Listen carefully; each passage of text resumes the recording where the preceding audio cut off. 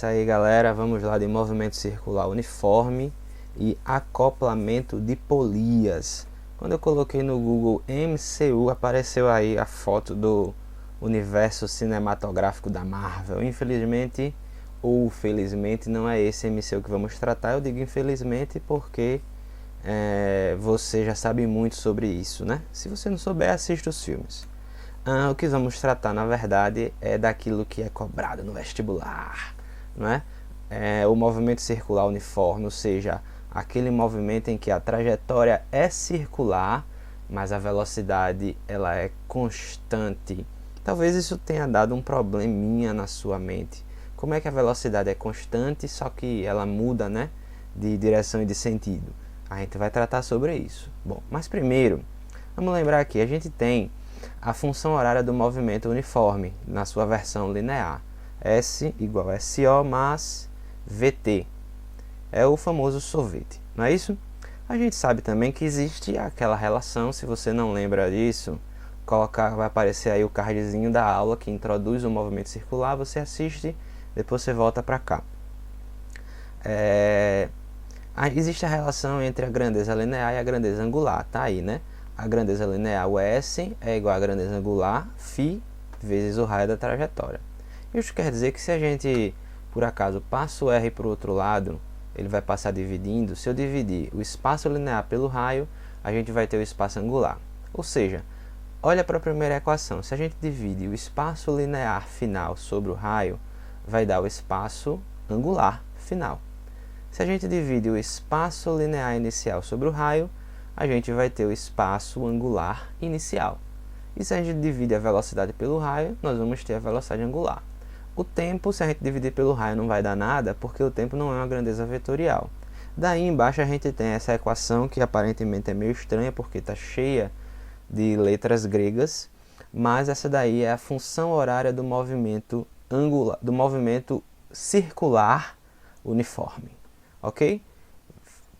Espaço angular final é igual ao espaço angular inicial mais velocidade angular vezes o tempo. Φ é igual a φ0 mais ômega-t, ok? Essa é a função horária do movimento circular uniforme. Bom, o movimento circular ele tem esse nome porque em todos os pontos da trajetória circular a velocidade ela tem o mesmo valor e a velocidade angular é a mesma, mas a velocidade linear ela tem o mesmo valor, mas a gente está vendo aí que ela está mudando constantemente de direção e sentido. Ora aponta para o norte, ora aponta para a esquerda, ora aponta para o sul, ora aponta para a direita, e ela fica mudando o tempo inteiro. Para que a velocidade ela mude de direção e de sentido, ela precisa de uma aceleração. A gente sabe que a aceleração é a grandeza responsável para mudar a velocidade, para modificar a velocidade. Na verdade, é a aceleração que mede a taxa de variação da velocidade. Existe uma aceleração chamada aceleração centrípeta, em que ela é responsável para mudar a direção e o sentido da velocidade, mas ela não muda o seu módulo.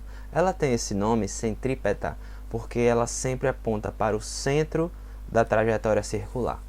E para calcular a aceleração centrípeta, a gente faz simplesmente velocidade ao quadrado sobre o raio, ou a aceleração centrípeta também pode ser velocidade angular ao quadrado vezes o raio. São as duas formas da gente calcular a aceleração centrípeta. Lá na introdução do estudo dos movimentos, a gente vê que a velocidade ela é ΔS sobre ΔT.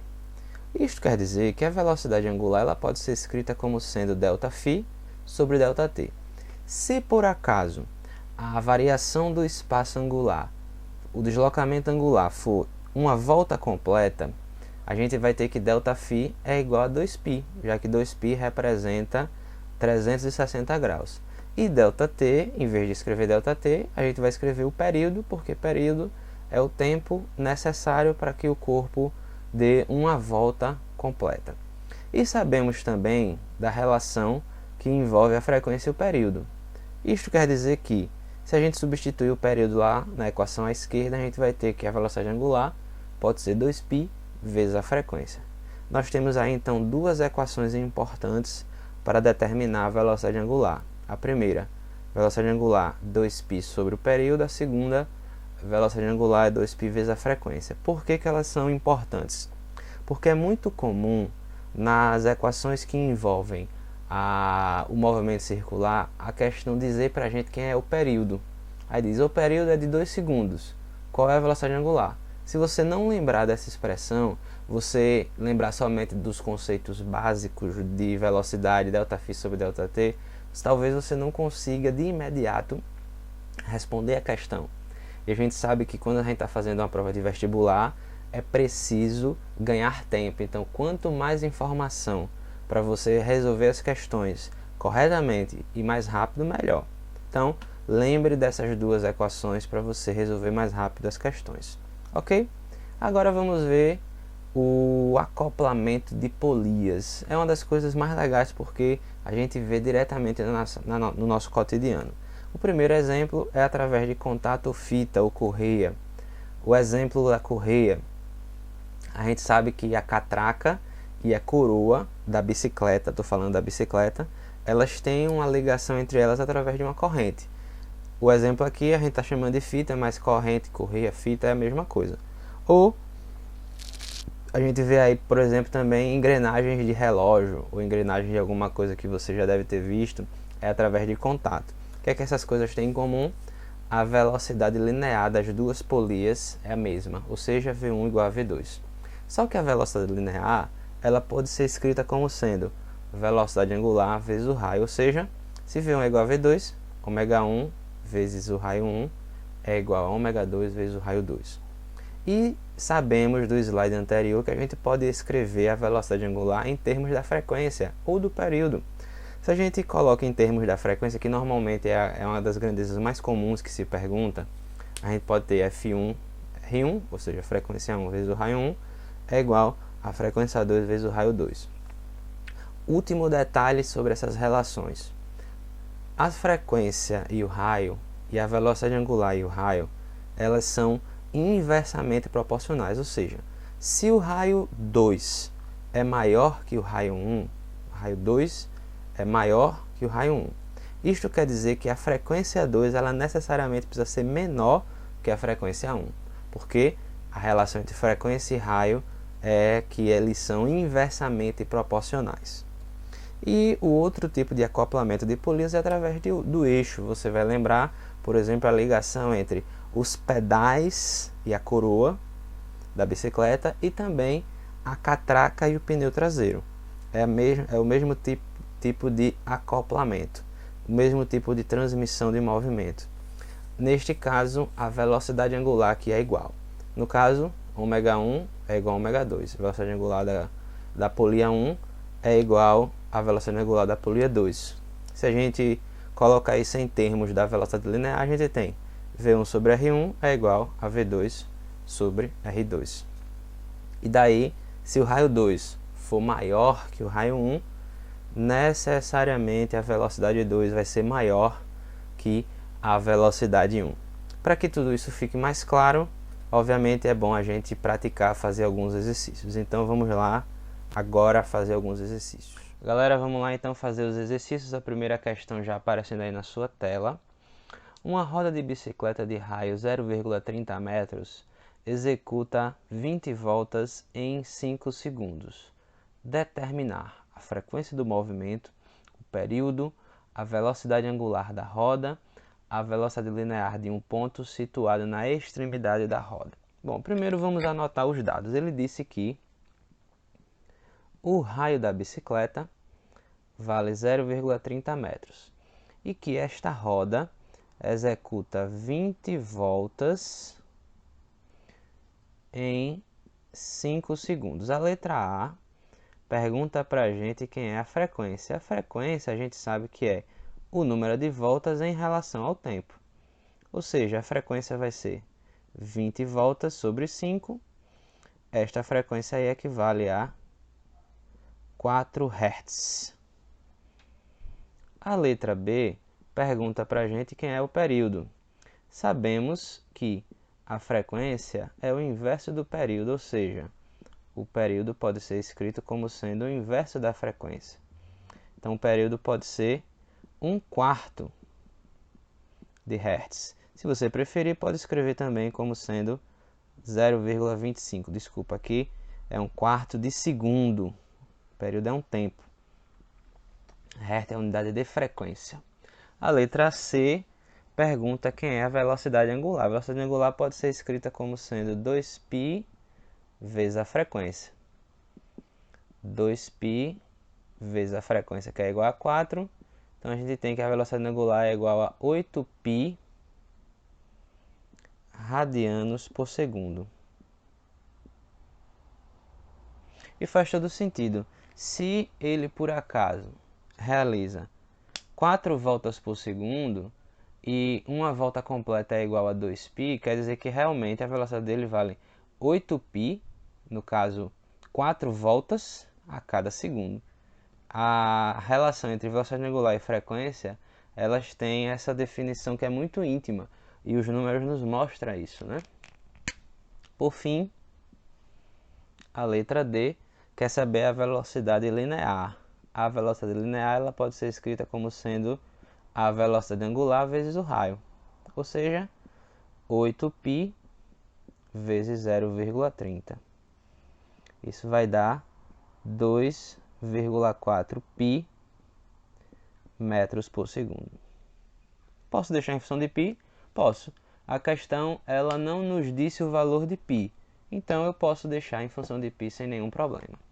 Vamos então para a segunda questão, já está aparecendo aí na sua tela, que diz assim: a figura mostra um disco que gira em torno do centro O.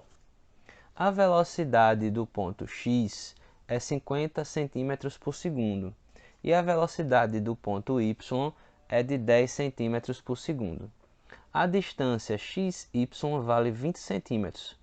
Pode-se afirmar que o valor da velocidade angular do disco em radianos por segundo é... Vamos anotar os dados. A velocidade no ponto X vale 50 cm por segundo. A velocidade do ponto Y vale 10 cm por segundo. Ele disse que a distância de x para y equivale a 20 centímetros. A distância entre x e y equivale a 20 centímetros. Bom, o que é que nós podemos ver? Se a gente traçar a tal circunferência aqui, só para a gente ter uma noção, aqui está o ponto y, aqui está o ponto x. Essa distância daqui para cá vale 20 centímetros. Ele quer saber quem é a velocidade angular do disco em radianos por segundo. Bom, a gente sabe que a velocidade linear é a velocidade angular vezes o raio. Ou seja, Vx, que vale 50, é a velocidade angular vezes o raio x. O raio x é a distância do centro até o ponto x. Já Vy é igual a 10, ômega é igual para os dois, vezes o raio y. O raio y é a distância do centro até o ponto y. Se a gente olha mais uma vez para a figura, a gente pode traçar aqui, colocar aqui com este detalhe vermelho o raio x e vou colocar aqui com este detalhe verde aqui para cima o raio y. Podemos ver claramente na figura que se eu subtrair o raio x pelo raio y, eu tenho exatamente 20 centímetros. Ou seja, eu posso colocar aqui raio x menos raio y é igual a 20. Isso é um dado importante, porque aqui nós temos um sistema. Se por acaso eu substituir o raio x por raio y mais 20, fica muito simples da gente resolver esse sistema. Aqui vou ter raio y mais 20, embaixo eu vou ter ômega raio y. A gente pode, por exemplo, dividir as duas equações. Se eu dividir 50 por 10 dá 5, Se eu dividir a de cima pela de baixo, aqui vai dar RY mais 20 sobre RY. Fica muito fácil da gente descobrir quem é o raio Y. A gente faz meios pelos extremos. Vamos ter o seguinte, que raio Y é 5 raio Y, não é isso? É igual a raio Y mais 20. Ou seja, quando eu passar esse raio Y para cá, eu vou ter 4 raio Y é igual a 20. Quando a gente dividir o 20 por 4, a gente tem que o raio Y, então, é igual a 5 centímetros.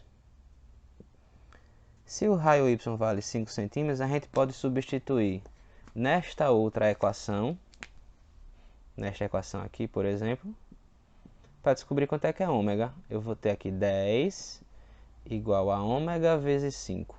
Ou seja, quando eu passar o 5 para lá, vai dividir o 10 por 5, ômega vale 2 radianos por segundo. É o que mostra a letra A. Ok? Essa foi a nossa segunda questão. A terceira questão já vai aparecer aí na sua tela. Diz assim: duas polias A e B de raios R e R' com R menor que R', eu vou anotar, eu vou chamar o R de raio A e o R' de raio B, para ficar melhor da gente diferenciar, porque às vezes quando coloca só uma linha como diferença, a gente não consegue visualizar bem. Bom, então RA menor que RB podem girar em torno de dois eixos fixos e distintos, interligados por uma correia. As duas polias estão girando e a correia não escorrega sobre elas. Então pode-se afirmar que as velocidades... Bom, ele disse que essas duas polias de raios diferentes estão ligadas por uma correia. Sabemos que, como elas estão ligadas por uma correia, a velocidade linear de A é igual à velocidade linear de B. Porém, ômega A vezes o raio A é igual a ômega B vezes o raio B. Como, neste caso, o raio B é maior que o raio A, isto quer dizer necessariamente que a velocidade angular de B tem que ser menor que a velocidade angular de A. Isso aí é bom a gente anotar. Ômega A é maior que ômega B, né? A questão está querendo saber das velocidades. A gente já pode até destacar, né? A velocidade linear de A é igual a de B e a velocidade angular de A é maior que a velocidade angular de B. Vamos ver o que diz as questões, as alternativas. A velocidade angular de A é menor que a de B, diz a letra A. Já está errado.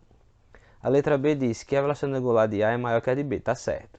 Porque a tangencial de B é menor que a de A, e está errado porque a gente sabe que as tangenciais são iguais. A letra C diz que as tangenciais são iguais, porém a velocidade angular de A é menor. Também está errado a letra C. As angulares de A e B são iguais, também está errado, então só nos resta a letra E, vamos ver se ela está certa.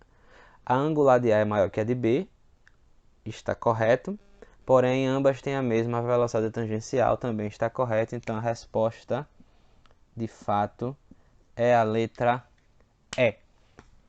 Ok? Essa foi a terceira questão. Vamos para a quarta questão, que já está aparecendo aí na sua tela. Última questão da aula de hoje.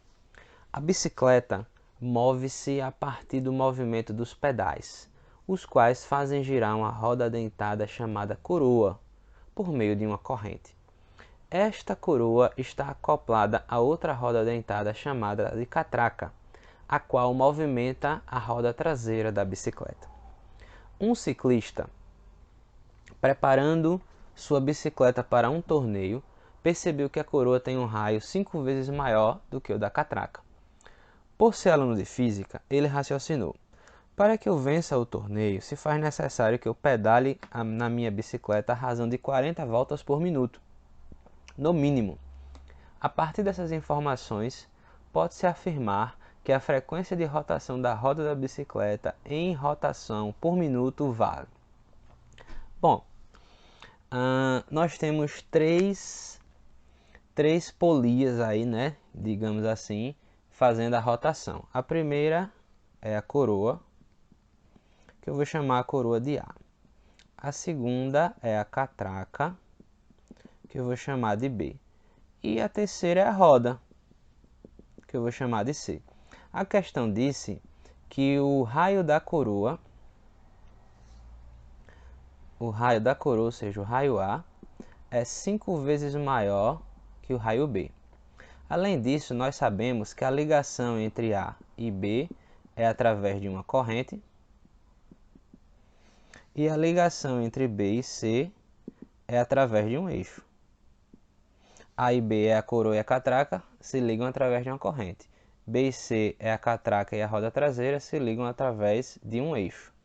Como A e B se ligam através de uma corrente, nós sabemos que as velocidades de A e de B tangenciais são iguais. Ou seja, a frequência de A vezes o raio A é igual à frequência de B vezes o raio B. Por que eu estou relacionando diretamente da frequência?